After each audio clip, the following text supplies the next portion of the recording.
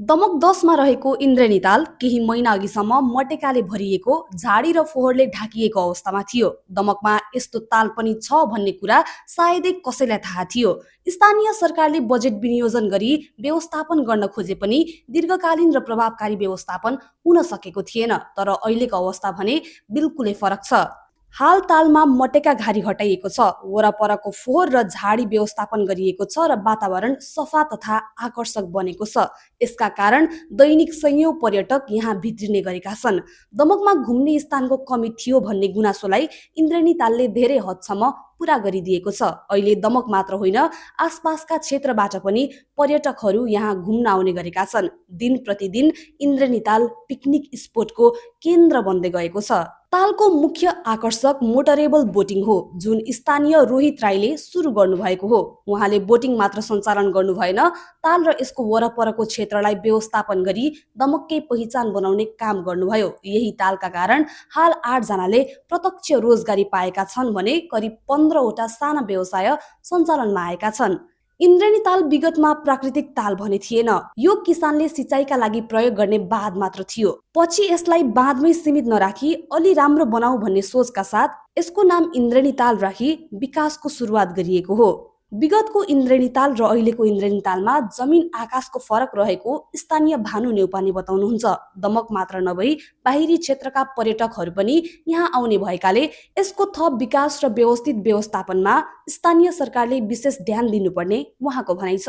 यो ठाउँमा यो यतिको विकास हुनु भनेको धेरै नै विकास भएको हो। यसमा हर कुरा यहाँ बीचमा समस्याहरू पनि आएको कुराहरू सुनाइमा आएको छ। जस्तो यसको बोटको चाहिँ के अरे बोटको दर्तादेखि लिएर के कुरामा समस्या आइरहेछ, त्यो चाहिँ यहाँ सबै मिलेर त्यो गर्नुपर्छ। यो चाहिँ एउटा यसले के गर्छ भने यसले यहीँकोलाई मात्र हेर्दैन क्या, यो यति स्टार्ट हुँदाखेरि यहाँको धेरैको जीविका अर्जन भएको छ। यो चाहिँ ध्यानमा राखेर सरकारले पनि यसलाई अलिकति ध्यान पुर्याउनु पर्छ भन्ने जस्तो लाग्छ। पहिले यो स्थान भैँसी बाँध्ने र बस्ने ठाउँ मात्र रहेको, तर संरक्षण र सौन्दर्यकरण पछि पर्यटकको आकर्षकको केन्द्र बनेको दमक नौकी इन्दिरा भट्टराई बताउनुहुन्छ। यसलाई अझ व्यवस्थित बनाउन सके दैनिक हजारौं पर्यटक आउने उहाँको विश्वास छ। यो त अब भैँसीको आल खेल्ने ठाउँ थियो अरे पहिला चाहिँ, अहिले चाहिँ आएर अब यो ताललाई धेरै संरक्षण गरेर यसमा अब अहिलेको केटाकेटीहरू अब छुट्टी अफिस टाइम हुन्छ अनि अफिस छुट्टी भएको बेलामा यसो आएर घुम्न ओर्नको लागि चाहिँ धेरै राम्रो अहिले भएको छ। विगतमा त अब त्यति राम्रो त थिएन, अहिले चाहिँ धेरै राम्रो आकर्षित भएको छ। इन्द्रेणी तालमा अझै पनि धेरै पक्षमा विकास र व्यवस्थापन आवश्यक देखिन्छ। स्थानीय तहमा यतिको मनोरञ्जनात्मक स्थान बनेकोमा खुसी व्यक्त गर्दै गौरादहका कृष्ण प्रसाद तिवारीले पिकनिकका लागि आउनेहरूका लागि खानेपानी, विद्युत र शौचालयको उचित व्यवस्था नहुँदा केही असहज भएको बताउनुहुन्छ। यहाँको लागि बाथरुमको व्यवस्थापन रहेनछ, सबै मान्छेले बास गाडीतिर कुदेको देखियो। बाथरुमको व्यवस्थापन गर्न र पानीको व्यवस्थापन गरिदिन पाएदेखि यहाँ अलिक मान्छेहरूको चाहिँ घुइँचो अझै बढ्ने सम्भावना छ। बेलुकी पख मान्छेहरूलाई यसो टाइम पास गर्न घुम्न जाउँ न त भनेर आउने थलोको रूपमा यो विकास भएको छ। बाथरुमको व्यवस्थापन चाहिँ अति आवश्यक देखेँ मैले।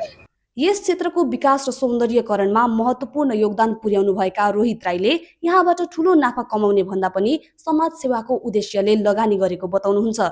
सामान्य मानिसबाट बोटिङ गर्दा 200 रुपैयाँ शुल्क लिइन्छ भने सरकारी विद्यालयमा अध्ययनरत विद्यार्थीलाई बोटिङ गर्दा 25 रुपैयाँ शुल्क लिइन्छ।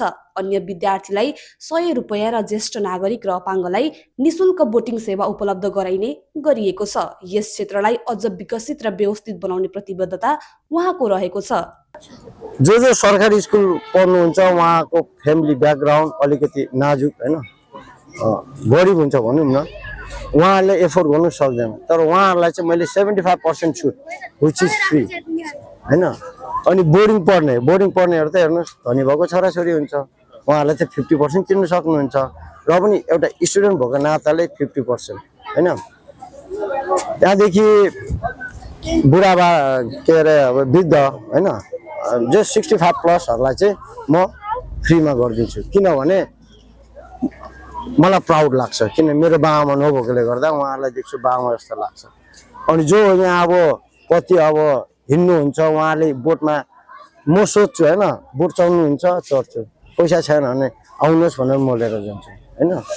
यसरी एक समय व्यवस्थामा परेको सिँचाइ बाँध आज इन्द्रेणी तालका रूपमा दमकको पहिचान बन्न सफल भएको छ। स्थानीयको सक्रियता, व्यक्तिगत लगानी र सामूहिक प्रयासले यो स्थान पर्यटकीय आकर्षणको केन्द्र बन्दै गएको हो।